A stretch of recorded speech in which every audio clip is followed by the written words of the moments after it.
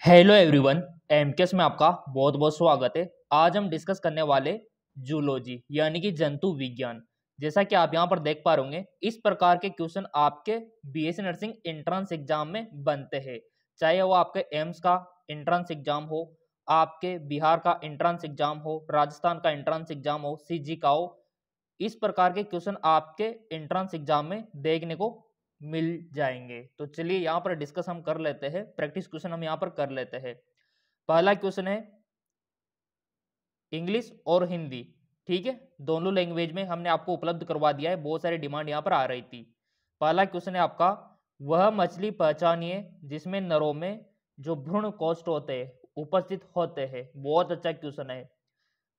Identify the fish in which male possesses a brood pouch. ठीक है, बहुत अच्छा क्वेश्चन है और ये 4 ऑप्शन आपको आपके एंट्रेंस एग्जाम में भी देंगे, तो एक प्रकार से आप प्रैक्टिस मान सकते हो। तो यहाँ पर ऑप्शन है डॉग फिश, दंस रे, ठीक है, इंग्लिश में आप देख सकते हो सिटिंग रेज, और यहाँ पर समुद्री घोड़ा से हॉर्स, और यहाँ पर आता है आरामिन। ठीक है, तो बहुत ही अच्छा क्वेश्चन है। तो बताइए आपकी नॉलेज के अकॉर्डिंग, मैंने आपको पहले बोल रखा है कि जितना हो सके बायोलॉजी में एनसीईआरटी को फॉलो कीजिए। तो यहाँ पर कौन सा ऑप्शन सही होगा फिर हम बताएंगे, ताकि आपकी प्रैक्टिस भी अच्छी हो जाए। अपने मन में चूज कर लो कोई भी ऑप्शन ईमानदारी से, ताकि आपकी प्रैक्टिस भी साथ में हो जाए, आपका टेस्ट भी साथ में हो जाए। तो यहाँ पर आपने वन ऑप्शन चूज कर लिया होगा।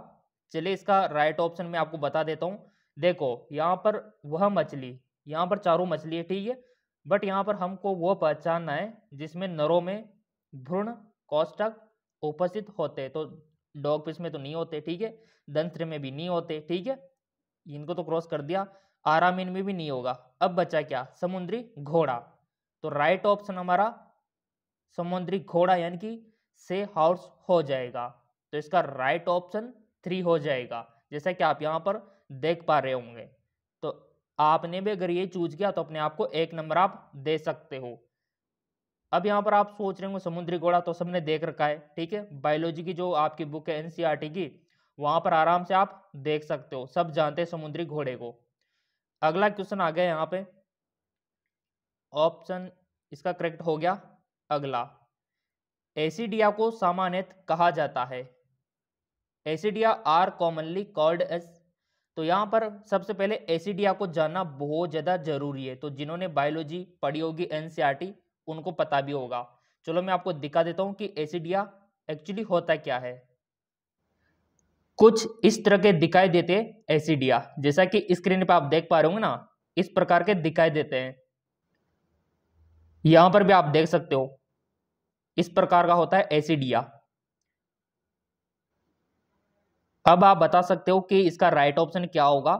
देखिए यहां पर ऑप्शन है आपके समुद्री एनिमोन, राइट, समुद्री काकड़ी यानी कि से कुकुम्बर, यहां पर समुद्री स्क्वर्ड से स्क्वर्ड, ठीक है, और यहां पर गुसबेरी यानी कि से गुसबेरी। 4 ऑप्शन है और अब तो आपको आ जाना ही चाहिए कि एसिडिया को सामान्यतः क्या कहा जाता है। बहुत ही इंटरेस्टिंग इंपॉर्टेंट क्वेश्चन है। सो आई होप आपने 1 क्वेश्चन यहाँ पर इसका जो ऑप्शन है चूज कर लिया होगा। ईमानदारी से कोई भी ऑप्शन चूज कर लो, आंसर तो हम आपको बताएंगे, क्योंकि हम चाहते हैं कि साथ साथ आपका टेस्ट भी यहाँ पर हो जाए। कोई भी एक गलत हो सही हो चूज कर लो आप, ठीक है, कर लिया होगा आपने, क्योंकि आपका कोई भी एंट्रेंस एग्जाम हुआ क्वेश्चन ऐसे ही बनेंगे आपके, लिख के रख लो आप, गारंटेड, और ये सब आपको फ्री ऑफ कॉस्ट मिलेंगे।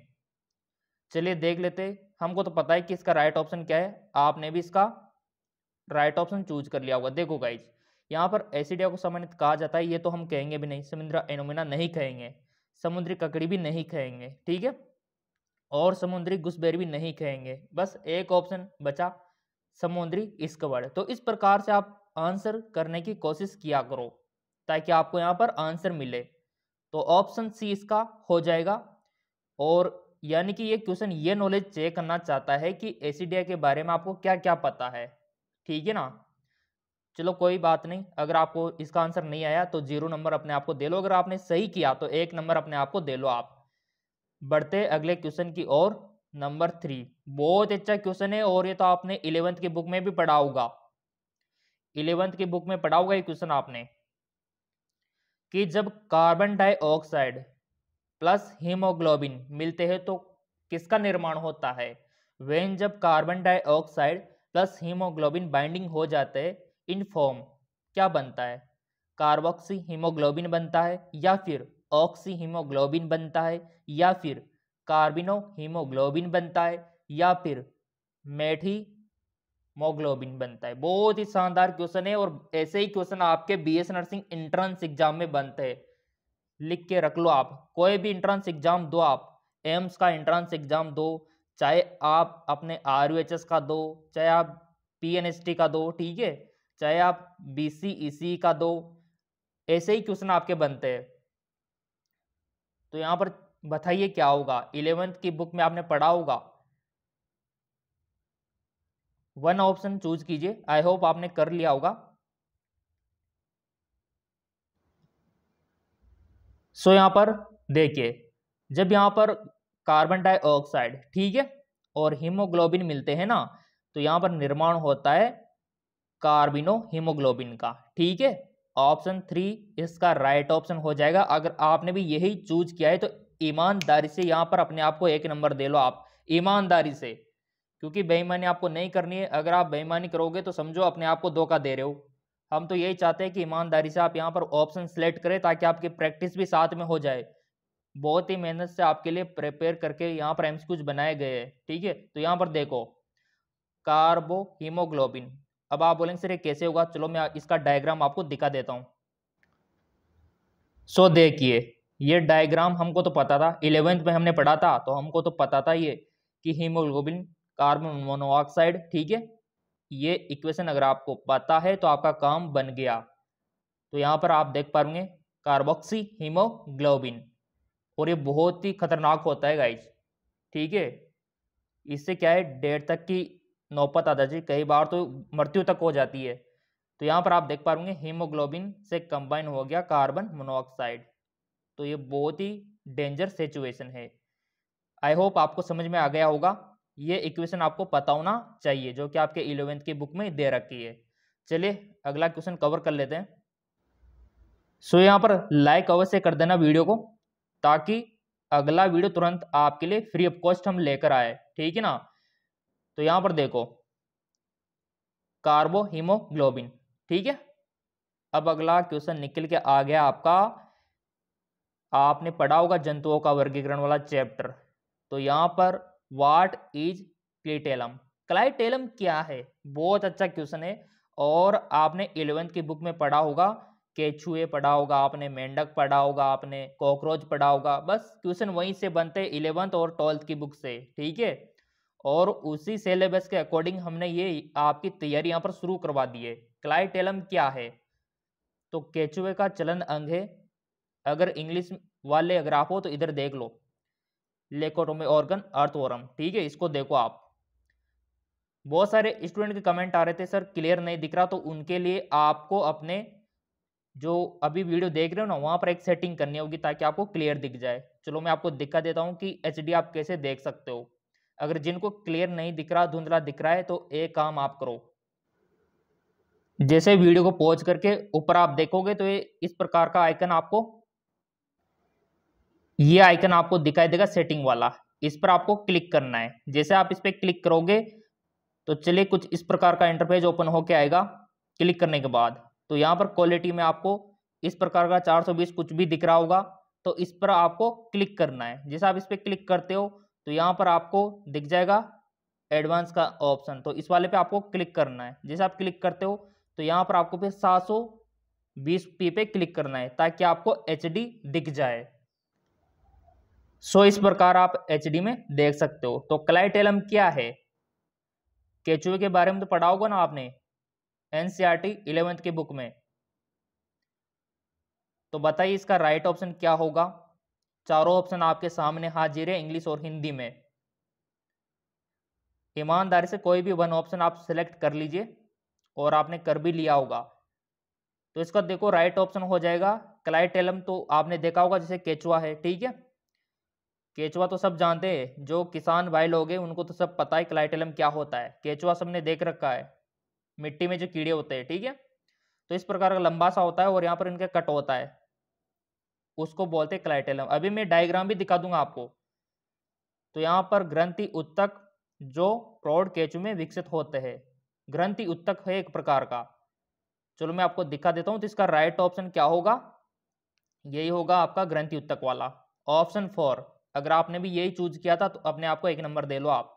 ग्रंथि उत्तक जो प्रौढ़ केंचुए में विकसित होता है, तो इसका राइट ऑप्शन 4 हो जाएगा। चलो मैं इसका डायग्राम आपको दिखा देता हूं। ये लीजिए, बड़ी मुश्किल से खेत में जाके आपके लिए फोटो खींच के लाया हूं ताकि आपको अच्छे से दिख जाए, ठीक है। तो यहाँ पर क्लाइटेलम आपको दिख गया होगा, इस प्रकार का ये केचुआ है पूरा, और ये इस प्रकार के कट होते हैं। देख लेना, आज ही जाके मिट्टी में खोद के देख लेना, आप बायोलॉजी के स्टूडेंट हो, वहां पर आपको इस प्रकार की संरचना दिखाई देंगी, हर जगह मिलता है। जो खेती करते हैं उनको तो पता है। और डायग्राम अगर आप देखोगे तो इस प्रकार का आपको दिखाई देगा, ये होता है क्लाइटेलम। इस प्रकार कट होता है ना, इसको बोलते हैं। तो आपको अब तो समझ में आ गया होगा इस प्रकार का। क्लियर? तो लाइक तो बनता है, देखो आपके लिए इतनी मेहनत कर रहे हैं तो लाइक तो बनता है। सो मैं यही कहूंगा कि हर इसका डायग्राम आपको पता होना चाहिए। क्वेश्चन कहीं से भी बन सकता है, इस बार ये पूछ लिया, कभी ये पूछ लेगा, कभी ये पूछ लेगा, तो कभी ये पूछ लेगा। तो ऐसे ही तो क्वेश्चन बनते, बहुत ही सिंपल है। ऐसे तो तैयारी करनी होती है। आपको इसका हर एक डायग्राम अगर पता है तो आपको बहुत कुछ पता है, ये पता होना चाहिए, ठीक है। तो कुल मिला के आपको डायग्राम पता होना चाहिए केचुए का, इस प्रकार का ये होता है गाइज। चलिए, और ये सेगमेंट तो पता है ना, सेगमेंट क्या होते हैं, ठीक है। तो इसका राइट ऑप्शन हमको मिल गया। सो इस प्रकार से आप कर सकते हो आराम से, ठीक है। अगला क्वेश्चन ले लेते हैं, अपने आप को नंबर दे लेना अगर सही किया है तो। सही दिया है तो 1 नंबर, अगर गलत किया तो 0 नंबर। देखो हम तो आपको फ्री ऑफ कॉस्ट तैयारी करवाएंगे, क्योंकि जिनकी आर्थिक स्थिति कमजोर है वो भी हमसे तैयारी यहाँ पर कर सके। बहुत अच्छा क्वेश्चन निकल के आया है अगला, कि पेशी संकुचन के दौरान पेशीतांश की लंबाई छोटी हो जाती है, क्योंकि देखो हिंदी में अगर समझ में नहीं आता है तो ऊपर इंग्लिश में भी हमने अवेलेबल करवा रखा है।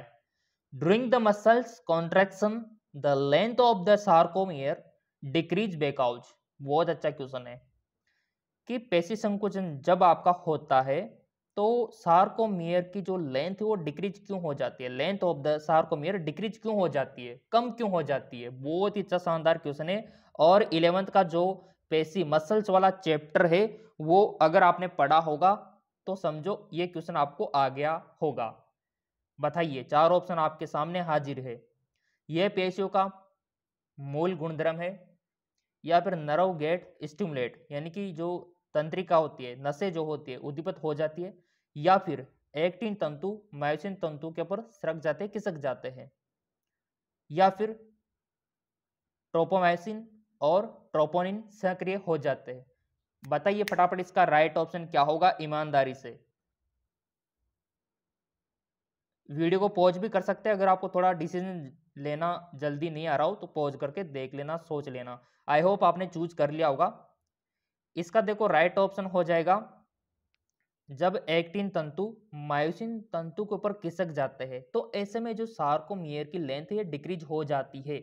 ये हमने पढ़ा है 11th की बुक में, और यहाँ पर भी दे रखा है ऑप्शन की एक्टिन तंतु मायोसिन तंतु के ऊपर खिसक जाते हैं तो इस वजह से सार्कोमियर की लेंथ डिक्रीज हो जाती है। तो इसका राइट ऑप्शन हो जाएगा 3, the actin filament slide over the myosin filament. तो अगर आपने भी यही सोचा था, यही क्लिक किया, तो अपने आप को 1 नंबर दे सकते हो।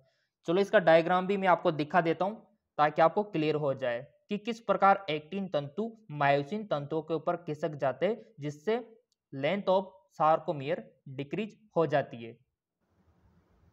तो देखो ये जो डायग्राम है आपके 11th की एनसीईआरटी बुक में दिया हुआ है, और आपको पता है कि चाहे आपका बीएस नर्सिंग का एंट्रेंस एग्जाम हो, चाहे नीट का एंट्रेंस एग्जाम हो, एनसीईआरटी से ही क्वेश्चन बनते हैं और हम उसी के हिसाब से चलते हैं एनसीईआरटी के बेस पर ही, ताकि क्वेश्चन सारे आपको वहीं पर मिल जाए देखने को। सार्कोमियर, और हम आपको फ्री ऑफ कॉस्ट तैयारी करवाएंगे, ठीक है। सार्कोमियर, ठीक है, ये देख लो आप, ये है आपके एक्टिन तंतु, ये रेड रेड दिख रहे हैं आपको, ठीक है। और ये है आपके ब्लू कलर में मायोसिन। अब मान लो इसमें कॉन्ट्रैक्शन होगा तो इस प्रकार नीचे आप देख लो किस प्रकार ये लेंथ कम हो गई, तो ये एक दूसरे के ऊपर खिसक गए, तो ऐसे में लेंथ कम हो गई सार्कोमियर की। ये डायग्राम अगर आप याद रख लोगे तो भी आपका काम बन गया। देख लो ये सार्कोमियर यहाँ पर शो हो रहा है, तो लेंथ बहुत ही कम हो गई उसकी, ये यहाँ आ गए, पहले यहाँ थे, तो ये एक्टिन और मायोसिन एक दूसरे के ऊपर किसके, इस वजह से लेंथ कम हो गई। बहुत ही शानदार है, आपको समझ में आ गया होगा तो लाइक अवश्य कर देना। तो यहाँ पर बायोलॉजी में डायग्राम बहुत इंपॉर्टेंट है, अगर आप डायग्राम भी याद रख लोगे ना, ये देख लो सेम वही कंडीशन है। ये यहाँ पर कुछ इस प्रकार थे, रिलैक्स यानी कि बिल्कुल रिलैक्स थे, जब इसमें खिंचाव हुआ तो इस प्रकार ये एक्टिन मायोसिन एक दूसरे के ऊपर आ गए और सार्कोमियर की लेंथ कम हो गई। तो बहुत ही सिंपल क्वेश्चन है, अगर आप पढ़ोगे तो सब कुछ आसान लगेगा आपको, पीएमटी का पेपर भी आसान लगेगा अगर आप पढ़ोगे तो, और तैयारी तो हम करवा देंगे फ्री ऑफ कॉस्ट, कोई दिक्कत वाली बात ही नहीं है। चैनल तो आपने सब्सक्राइब कर ही लिया होगा। सो यहाँ पर जिस स्टूडेंट को वो डायग्राम भी पता है वो क्वेश्चन यहाँ पर सोल्व कर देगा इजिली, और हर क्वेश्चन हम यहाँ पर करवाएंगे, फिजिक्स भी करवाएंगे, केमिस्ट्री भी, जूलॉजी, बॉटनी, सब कुछ मिलेगा आपको फ्री ऑफ कॉस्ट। चलिए यहाँ पर देख लेते हैं, बहुत अच्छा क्वेश्चन है, ध्यान से सुनना। धीमी और निरंतर संकुचन लाल मास की विशेषता है, निम्नलिखित में से कौन सा लाल मास है? बहुत अच्छा क्वेश्चन है। Slow and sustain contraction is a feature of red meat, feature है यहाँ पे ऑफ रेड मीट, ठीक है, उसका फीचर आपको बताना है। Which of the flowing below is red meat, तो यहाँ पर बहुत ही अच्छा क्वेश्चन है, क्वेश्चन को समझो पहले। यहाँ पर निम्न में से कौन सा लाल मास है? लाल मास तो पता है, और वह धीमा और निरंतर संकुचन होना चाहिए, धीमा और निरंतर संकुचन। देखो रेड तो यहाँ पर ऑलमोस्ट आपको दिख ही जाएंगे, बट धीमा और निरंतर संकुचन होना चाहिए, ये इंपॉर्टेंट है यहाँ पर, धीमा और निरंतर यानी कि स्लो एंड सस्टेन। तो यहाँ पर ऑप्शन है लिम्ब मसल्स, और यहाँ पर पश्च मसल्स, और यहाँ पर टंग यानी कि जीभ, ठीक है, यहाँ पर मसल्स ऑफ स्टोमक यानी कि अमाशय की पेशियां। तो ईमानदार से बताओ इसका राइट ऑप्शन क्या होगा? अगर आपने पढ़ा होगा मसल्स के बारे में तो आप इजीली इसको कर पाओगे, और क्वेश्चन बनता है आपके मसल्स से, बताइए। तो देखिए स्टूडेंट, यहाँ पर धीमा और निरंतर, तो देखो यहाँ पर इसमें भी नहीं होगा, ठीक है, और जीवा में भी नहीं होगा क्योंकि धीमा तो होता ही नहीं है, इसमें पास्ट होता है। अमाशय में भी नहीं होगा, इसमें पास्ट होता है। तो बचा क्या? पश्च और प्रसारक मांसपेशियां यानी कि muscles of the back, back की जो मसल्स है ना, इसका राइट ऑप्शन हो जाएगा, चाहे आप देख सकते हो। ये देखिए, क्योंकि हमने तो पढ़ रखा है ना 11th और 12th के एनसीईआरटी, तो हमको पता है और हमने तैयारी भी कर रखी है, तो हमारे लिए तो ये क्वेश्चन बहुत आसान है। तो यहाँ पर एक डायग्राम आपको पता होना चाहिए बस, बायोलॉजी में डायग्राम इंपॉर्टेंट है। अब देखो, बैक यानी कि जो आपकी पीठ होती है, यहाँ की जो मसल्स होती है वो धीमी, काफी धीमी, क्योंकि काम क्या है, धीमा रहना, यहाँ कोई मूवमेंट इतना ज्यादा होता नहीं है, ठीक है। तो ये बैक की जो मसल्स आप देख रहे हो ना, तो इस प्रकार ये वाली की यहाँ पर बात हो रही है। आई होप क्लियर हो गया होगा। अगर आपने भी यही ऑप्शन सिलेक्ट किया था तो 1 नंबर दे लो अपने आप को, ठीक है, साथ में आपका टेस्ट भी हो जाएगा और तैयारी भी हो जाएगी। अगला क्वेश्चन निकल के आ गया, तारा मीन यानी कि स्टार पीस, ठीक है, भंगुर तारा यानी कि ब्रिटल स्टार, पिच तारा यानी कि आप ऊपर देख सकते हो फीचर स्टार, सभी इकाइनोडर्मेटा है, पढ़ रखा होगा आपने तो जंतुओं का वर्गीकरण। तारा नाम लिखने का कारण क्या हो सकता है? देखो एग्जामिनर ने कितना घुमा फिरा के क्वेश्चन यहाँ पर पूछा है, बट MK सर आपके साथ है, बिल्कुल भी चिंता आपको नहीं करनी है, मुकेश सर आपके साथ है जो फ्री ऑफ कॉस्ट आपकी तैयारी करवाएंगे। क्योंकि देखो आर्थिक स्थिति मैंने देखा बहुत सारे ऐसे स्टूडेंट है जो कोचिंग नहीं कर सकते, जो यहाँ पर जो फीस है वो अफोर्ड नहीं कर सकते, तो हमने निर्णय लिया है कि उनको फ्री ऑफ कॉस्ट कंटेंट उपलब्ध करवाया जाए, ठीक है ना, क्योंकि यहाँ पर सभी की सोच नहीं होती है। तो देखो यहाँ पर ऑप्शन है यहाँ पर ऑप्शन पहला, दे आर द लुमिनेसेंट, यानी कि संदीप्तशील है, या फिर इनके शरीर पर तारों के जिहा होते हैं, या फिर इनमें पंचतीय अरीय समिति होती है, ये समुद्र में तारों के समान होते हैं। बताइए ईमानदारी से इसका राइट ऑप्शन क्या हो सकता है? Star piece, brittle star, feather star and all Echinodermata, what can be reason for getting the name star? बहुत अच्छा क्वेश्चन है भाई, इकाइनोड्रोमेटा है ही सही, ठीक है। तारा का नाम लिखने का यहाँ पर कारण क्या हो सकता है? सो यहाँ पर एनसीईआरटी अगर आपने पढ़ा होगा तो आपने देखा होगा कि ये जो तारा नाम यहाँ पर यूज किया गया है, ये इसलिए यूज किया गया है, देखो यहाँ पर इनका जो आपने सिमेट्री पढ़ी होगी, अरे समिति पढ़ी होगी, ठीक है ना, रेडियल सिमेट्री, ये आपने पढ़ा होगा, बस वही रीजन है यहाँ पर तारा लिखने का। तो यहाँ पर कहीं ना कहीं पर दे रखा होगा अरे समिति, ये दे रखा, इसमें पंचतीय अरे समिति होती है, पंचतीय, इसलिए यहाँ पर इनका यूज किया गया, ठीक है, अरे समिति। और इसका राइट ऑप्शन भी यही होगा, ये देखिए अरे समिति होती है इसमें, तो इसका राइट ऑप्शन 3 वाला हो जाएगा। अगर आपने भी यही किया था तो अपने आप को 1 नंबर दे लो, अगर कोई दूसरा आपने ये किया हो तो 0 नंबर आप अपने आप को दे लो। अब यहाँ पर देखो थोड़ा सा डायग्राम में आपको दिखाना चाहूंगा ताकि आपको और क्लियर हो जाए। जैसा कि आप यहाँ पर देख पा रहे, जो सिमेट्री है वो कुछ इस 2 प्रकार की होती है, जैसा कि स्क्रीन पे आप देख पा रहे, ये होती है रेडियल और ये होती है बाइलेटरल, ठीक है। तो ये वाला यहाँ पर पूछा गया, इसी प्रकार क्वेश्चन इस वाले से भी बन सकता है, बाइलेटरल से। थोड़ा ध्यान रखना आप इस बात का, क्योंकि पिछली बार मान लो कभी इससे पूछ लिया तो अगली बार इससे पूछ ले, इस प्रकार आपसे पूछ लिया जाता है, क्वेश्चन ऐसे ही बनते हैं आपको। तो रेडियल और बाइलेटरल दोनों का आपका पता होना चाहिए, क्लियर। और यहाँ पर कुछ एग्जाम्पल भी आप देख सकते हो, बहुत सारे एग्जाम्पल यहाँ पर रखे हुए इसके, कटिंग कैसे भी करो आप, वही सिंपल सी बात यहाँ पर रहने वाली है, एक एग्जाम्पल इनके रहने वाले है, तो इनको भी थोड़ा सा देख लेना, इनका सेम यही कंडीशन यहाँ पर लागू होती है, देख लो आप कैसे भी कटिंग करो आप, सेम वही आपको रिजल्ट यहाँ पर मिलेगा, क्लियर। ओके, अब बढ़ते आगे की ओर। क्वेश्चन आपको समझ में आना चाहिए, जिंदगी भर नहीं भूलोगे, इस तरीके से हम आपको पढ़ाएंगे, और वो भी बिल्कुल निःशुल्क। देखो अगला क्वेश्चन है, एक मेंढक का हृदय होता है, the heart of A frog. पढ़ा होगा आपने 11वीं की बुक में, मेंढक पढ़ा होगा, केचुआ पढ़ा होगा आपने, कॉकरोच पढ़ा होगा, क्वेश्चन बनता है वहां से। तो एक मेंढक का हृदय होता है, यहाँ पर कंफ्यूजन करने के लिए, एक कोष्ठ, 2, 3, 4, कितने भागों में बटा हुआ होता है मेंढक का हृदय। और इसी प्रकार आपको पता होना चाहिए कि सांप जो सर्पिसर्प होते हैं उनका हृदय कितने भागों में बटा होता है, और यह आपको पता होना चाहिए कि घड़ियाल जो होता है उसका हृदय कितने भागों में बटा हुआ होता है, और यहाँ पर आपको पता होना चाहिए कि जो पक्षी होते हैं उनका हृदय कितने भागों में बटा हुआ होता है। यह आपके 11वीं की एनसीईआरटी बुक में दे रखा है, वहां से क्वेश्चन बनता है अक्सर। और ऊपर जो आपने देखे ये वाला, ये जंतुओं का वर्गीकरण जो वाला आपका चैप्टर है ना, चलो मैं आपको दिखा देता हूं थोड़ा सा। ये जो आपका चैप्टर है 11वीं की बुक में बहुत ही इंपॉर्टेंट है, यहां से हर बार क्वेश्चन पूछ लिया जाता है। ये देखो सब कुछ इसमें दे रखा है, प्रैक्टिस तो हम करवा देंगे। ये देखो यहाँ से क्वेश्चन पूछा गया था वो, तो थोड़ा सा आपको एक्टिव होने की यहाँ पर जरूरत रहने वाली है। और आपके मुकेश सर आपके साथ है, फ्री ऑफ कॉस्ट तैयारी करवाएंगे आपकी बिल्कुल निःशुल्क, ताकि जो गरीब बच्चा है, गरीब फैमिली से बिलोंग करता है, उनका भी सिलेक्शन हो सके। हमारा यही मकसद है कि जिनके पास पैसे नहीं है, आर्थिक स्थिति कमजोर है, उनको भी सिलेक्शन हम दिला सके। तो यहाँ पर आपके पास ये एनसीईआरटी की किताब तो होगी, प्राणी जगत का वर्गीकरण, बस ये इसको थोड़ा सा देख लेना, क्वेश्चन बनता है। ये रहा वो अरे समिति जिसका अभी डिस्कस हमने किया था, ये रहा आपका दीपार्सव। तो ये इंग्लिश मीडियम में भी अवेलेबल है, कोई दिक्कत वाली बात ही नहीं है। और इसको तो अच्छे से क्लियर कर लेना, इस वाले को चाहे तो आप इसका स्क्रीनशॉट ले सकते हो, क्वेश्चन बनेगा यहाँ से।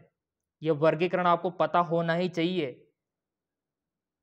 इस प्रकार का लिख के रख लो, क्वेश्चन बनता है यहाँ से, क्लियर। तो ये इस प्रकार आपको ये सब वर्गीकरण आपको पता होना चाहिए, कुछ ना कुछ डिटेल आपको पता होना चाहिए। अगर आपको सिलेक्शन ही चाहिए तो अगर आपको ये पता होगा तो अवश्य आप इसको कर पाओगे कि मोलस्का में क्या होता है, अर्थोपोडा में क्या होता है, इकाइनोडर्मेटा में क्या होता है ना, इतना सा आपको पता है तो आपकी समझो सिलेक्शन बहुत ही करीब है। तो यहाँ पर तो देखो हमने 11th 12th सब पढ़ रखी है और हमने तो एंट्रेंस एग्जाम में पास कर रखा है, तो हमको सब कुछ पता है कि मेंढक में कितना हद्दे होता है। तो सिंपल सी बात है, देखो 3 प्रकोष्ठ उसमें पाए जाते हैं, क्योंकि इसका डायग्राम मेरे को पता है और डायग्राम पता है तो वो जिंदगी भर नहीं भूलता। ठीक है, तो इसका राइट ऑप्शन यहाँ पर क्या दे रखा है, 3 चैम्बर, यानी कि 3 चैम्बर इसमें होते हैं। अगर आपने भी इस पर टिक लगाया था ना तो अपने आप को 1 नंबर दे लो, अगर गलत किया तो 0 नंबर दे लो। अब देखो इसका डायग्राम याद रखना बहुत इंपॉर्टेंट है। ये डायग्राम आप देख सकते हो, इसमें क्या दे रखा है, एक राइट एट्रियम है, एक लेफ्ट, यानी कि दायां नीले बोलते हैं, दायां आलिंद, नीले तो नीचे वाले होते, ये आलिंद हो गए दायां, और ये बायां आप देख सकते हो आलिंद हो गया। ठीक है, और ये नीचे एक ही दे रखा है वेंट्रिकल, दायां बायां कुछ भी नहीं है, बस एक ही वेंट्रिकल है। तो कितने हो गए, एक दायां आलिंद, एक बायां आलिंद, 2 और ये नीले 3, तो 3 ही चैम्बर है। ये मेंढक के हद्दे का देख लो आप, जिंदगी पर नहीं भूलोगे। और हमने तो मेंढक का पोस्टमार्टम करके भी देख रखा है, देख सकते हो आप प्रयोगशाला में, जब आप आगे जाओगे तो आपको दिखाया भी जाएगा, ऐसे कटिंग करके मेंढक का आपको दिखाया जाएगा। बायोलॉजी के स्टूडेंटों, सब कुछ आपको दिखाया जाएगा। तो इस प्रकार इनका हद्दे का संरचना देख लो, सेम वही है, 1 2 3, तो 3 चैम्बर इसमें होते हैं। क्लियर हो गया होगा। ये डायग्राम चाहो तो नोट डाउन कर सकते हो, जिंदगी भर नहीं भूलोगे। अगर डायग्राम से याद रखोगे तो, रटोगे तो भूलोगे, डायग्राम से याद रखोगे तो जिंदगी भर काम आएगा। आई होप आपको समझ आ गया होगा। अगला क्वेश्चन निकल के आ रहा है यहाँ पे, देखो मैंने बोला था ना कि 11th की बुक से काफी सारे क्वेश्चन बनते हैं वर्गीकरण से। तो देखो हमारे कांटेक्ट में जो स्टूडेंट रहेगा सिलेक्शन पाकर ही रहेगा वो, फ्री ऑफ कॉस्ट। एक मोलस्का का खोल के द्वारा स्रावित किया जाता है। The shell of mollusca is secreted by. Mollusca को तो सब जानते होंगे, किताब में आपने पढ़ा होगा, और जो किसान जो खेती करते हैं भाई लोग, उनको तो पता भी होगा कि एक मोलस्का का जो खोल है के द्वारा स्रावित किया जाता है। तो यहाँ पर ऑप्शन दे रखे हैं आपको, मेटल, ठीक है, मेंटल, और इंग्लिश में भी देख सकते हो रेडुला यानी कि ग्रसित, और यहाँ पर जेलेक्सिबा जिसको ओस्पेरिडियम बोलते हैं। ठीक है, ओस्पेरिडियम बोलते हैं, या फिर आप देख सकते हो नंबर 4 विसेरा। ठीक है, आंतराक। तो सिंपल सा क्वेश्चन है ये, तो आपके 11th की बुक में ही दे रखा है ना कि ये किसका सिग्रेशन करता है। मोलस्का के बारे में आपने पढ़ा होगा, तभी तो मैं बार बार बोल रहा हूँ कि एनेलिडा के बारे में भी पढ़ना है, मोलस्का के बारे में भी पढ़ना है, अर्थोपोडा के बारे में भी पढ़ना है, इकाइनोडर्मेटा के बारे में थोड़ा थोड़ा आपको पढ़ना है। क्लियर। तो यहाँ पर बताओ राइट ऑप्शन क्या होगा, तुरंत बताओ यहाँ पर राइट ऑप्शन, ईमानदारी से बताना आप। बहुत सारे स्टूडेंट ऐसा कर लेंगे कि इधर उधर दे के किताब में दे के बता दे, ऐसा मत करना। अगर ये आप करोगे तो अपने आप को धोखा दे रहे हो, सिंपल सी बात है। हम तो जितना हो सके फ्री में आपकी तैयारी करवा रहे हैं यहाँ पे, क्योंकि एग्जाम नजदीक है आपका, एंट्रेंस एग्जाम के। बड़ी चिंता होती है हमें कि बच्चों के एग्जाम आ गए पास में, तो तैयारी हमने करवाई दी फ्री ऑफ कॉस्ट। आपसे भी ज़्यादा चिंता हमें होती है आपके एमके सर को, क्योंकि जिस प्रकार आपके एमके सर ने सिलेक्शन पाया है उसी प्रकार आपको सिलेक्शन दिला के रहेंगे फ्री ऑफ कॉस्ट। एक मोलस्का का खोल स्रावित करता है, तो यहाँ पर बहुत ही बच्चों वाला क्वेश्चन मान सकते हो आप। हमने तो पढ़ रखा है कि मेटल, ठीक है, राइट ऑप्शन इसका मेटल हो जाएगा। अगर आपने भी ये टिक लगाया था तो अपने आप को 1 नंबर दे लो आप। अगर कोई और लगाया, आपने 2 लगाया, 3 लगाया, 4 लगाया, तो 0 नंबर दे लो। अब आप बोले सर ये मेटल क्या होता है और कैसे सिगरेट होता है और मोलस्का किस प्रकार का होता है, तो चलो मैं आपको डायग्राम ही दिखा देता हूँ। तो आपके लिए खेत में आ चुका हूँ मैं, थोड़ा सा इसका भाई फोटो ले लेता हूँ, ठीक है, आपको दिखाने के लिए। तो देखो इस प्रकार का होता है, जो खेती करते हैं, जो पानी एरिया में रहते हैं, उनको तो पता है इस प्रकार का दिखाई देता है। और ये कुछ चीज यहाँ पर छोड़ता है, कुछ मेटेरियल छोड़ता है यहाँ पे, सफेद सफेद सा, है ना, देखा होगा आपने। इस प्रकार का होता है ये मोलस्क, इस प्रकार का, इस प्रकार का। और आपने देखा होगा कि ये निकलने के बाद तो इसका तो आप यूज करते हो बजाने में, बचपन में काफी बजाए होंगे ना, रेत में निकलते हैं। ठीक है, कभी आपका घर वर बनाया हो तो रेत लाए होंगे, तो इस प्रकार का आपको मिल भी गया होगा, तो बजाया करो इसको, ठीक है, आवाज आती है इसमें।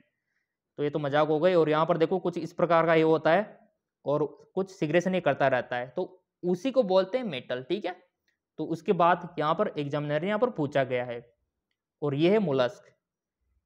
क्लियर हो गया होगा सब कुछ। फिर भी कोई डाउट लगे तो कमेंट बॉक्स है, और आपको पता है कि MK सर आपके हर कमेंट का रिप्लाई देते हैं, कमेंट कर दिया करो कोई भी बात समझ में नहीं आई तो। अब तो आपको क्लियर हो गया होगा, और फोटो देख के, इमेज देख के मोलस्क को पता भी लग गया होगा कि हाँ वही होता है। आपके आसपास भी देख लिया होगा आपने, है ना, काफी बार बारिश के टाइम में तो और ज्यादा निकलते हैं ये। तो वो जो सफेद सा पदार्थ वो स्रावित करता है वो ये होता है। क्लियर। अगला क्वेश्चन निकल के आता है आपका। देखो मोलस्का से पूछ लिया, मैंने बोला ना एग्जामिनर कहीं से भी पूछ सकता है, बस आप टॉपिक को क्लियर रखो। जैसे कि कॉकरोच हो गया, तो उस टॉपिक को क्लियर रखो, 2 से 3 क्वेश्चन उठा सकता है एग्जामिनर वहां से। अगर मान लो आपने मेंढक वाला चैप्टर आपने देखा होगा, मेंढक का टॉपिक है आपके 11th वाली बुक में, तो वहां से आपको पता है कि मेंढक से भी 2 से 3 क्वेश्चन उठा सकता है वो एग्जामिनर। तो बस आपका टॉपिक क्लियर रखो ना आप। एनसीईआरटी की बुक तो सभी के पास है।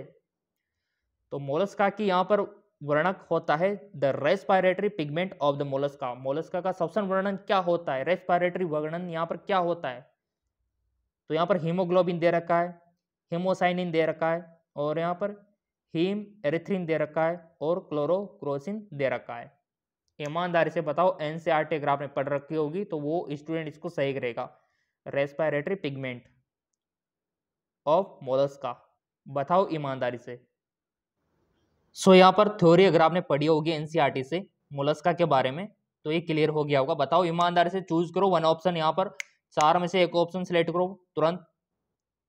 चाहे तो वीडियो को पॉज भी कर सकते हो अगर आपको टाइम लेना है तो, बट मैं यही कहूंगा कि एंट्रेंस एग्जाम में टाइम का मैनेजमेंट आपको करना होता है, क्योंकि लिमिटेड टाइम आपको दिया जाता है। ठीक है, कम टाइम में आपको अधिक क्वेश्चन अटेम्प्ट करने होते हैं, तो जल्दी की थोड़ी आदत बनाओ आप फास्ट क्वेश्चन करने की। तो ये बहुत ही शानदार क्वेश्चन है। तो सिंपल सी बात है, हीमोसाइनिन के बारे में तो सबने सुना होगा। तो हीमोसाइनिन इसमें श्वसन वर्णक यानी कि रेस्पिरेटरी पिगमेंट होता है मोलस्का में। क्या होता है? हीमोसाइनिन। याद रखना इस बात को। तो अगर आपने भी यही चूज किया तो अपने आप को 1 नंबर दो आप। अब ये एक प्रकार से आपके लिए देखो, हीमोसाइनिन इसका राइट ऑप्शन है। ये 10 में से कितने क्वेश्चन आपने राइट किए, और ईमानदारी से बताओ कि अगर आपको इस प्रकार से तैयारी करनी है, इस प्रकार के क्वेश्चन आपको चाहिए, तो आप कमेंट करके बता देना। ऐसे हजारों क्वेश्चन हम आपके लिए लेकर आएंगे, फिजिक्स से, केमिस्ट्री से, बायोलॉजी से, जूलॉजी से। ठीक है, हर एक इंपॉर्टेंट क्वेश्चन आपको मिलेगा यहाँ पर, जो आपके बीएस नर्सिंग एंट्रेंस एग्जाम में बहुत सी बार तो डायरेक्ट आपको देखने को मिल जाएगा क्वेश्चन सेम टू सेम। ठीक है, और कुछ क्वेश्चन घुमा फिरा के आपको देखने को मिलेगा। तो कमेंट करके बताना क्या आपको ऐसा क्वेश्चन चाहिए, ऐसी तैयारी चाहिए फ्री में। ठीक है, फ्री ऑफ कॉस्ट। देखो फ्री में, निःशुल्क बात यहाँ पर हो रही है। तो चैनल आपने सब्सक्राइब कर रखा होगा तो अगली क्लास से भी आपको मिल पाएगी। और ऐसे क्वेश्चन करने से आपका दिमाग का एक्सरसाइज होता है और आप बहुत ही अच्छे बनते चले जाते हो। थ्योरी तो आप पढ़ी लोगे एनसीईआरटी से, कोई दिक्कत ही नहीं है, बट ऐसे क्वेश्चन में आपको क्लियर होना चाहिए, आना चाहिए ये क्वेश्चन। और हमने आपको देखो डायग्राम के माध्यम से भी समझाने की कोशिश की है। अगर आपको कोई मेथड हो कुछ और कि किस तरीके से आप समझ सकते हो, तो आप फिर भी बता सकते हो कमेंट करके, सर हमको इस तरीके से समझ में आएगा। क्योंकि हमारा तो मकसद ही यही है कि आपको समझ में आ जाए, बस आपका सिलेक्शन हो जाए, बस आपके माता पिता का नाम रोशन हो जाए, बस हमारा तो यही सपना है। तो कमेंट करके आप बता सकते हो जो टीचिंग का मेथड ये वाला बेस्ट रहेगा जो अभी हमने यूज किया, तो आप बता सकते हो। और यहाँ पर इस प्रकार के एमसीक्यू चाहिए तो आप बता सकते हो, आप कमेंट करके बताओ। अगली क्लास इसी प्रकार के हम लेकर आएंगे, इसी प्रकार के एमसीक्यू लेकर आएंगे, फिजिक्स का हम डिस्कस कर लेंगे। और जितना हो सके सपोर्ट करो आप लोग, ताकि फ्री में मैं आपकी तैयारी करा सकूं। तो कमेंट करके बताओ जो भी आपका रेस्पॉन्स रहा है। और हाँ, ये भी बता देना यहाँ पर जो आपने 10 क्वेश्चन किए कितने अंक आप लेकर आए, यहाँ पे 10 में से कितने अंक आप लेके आए वो भी बता देना, ताकि आपका एनालिसिस हम कर सके। ओके, धन्यवाद।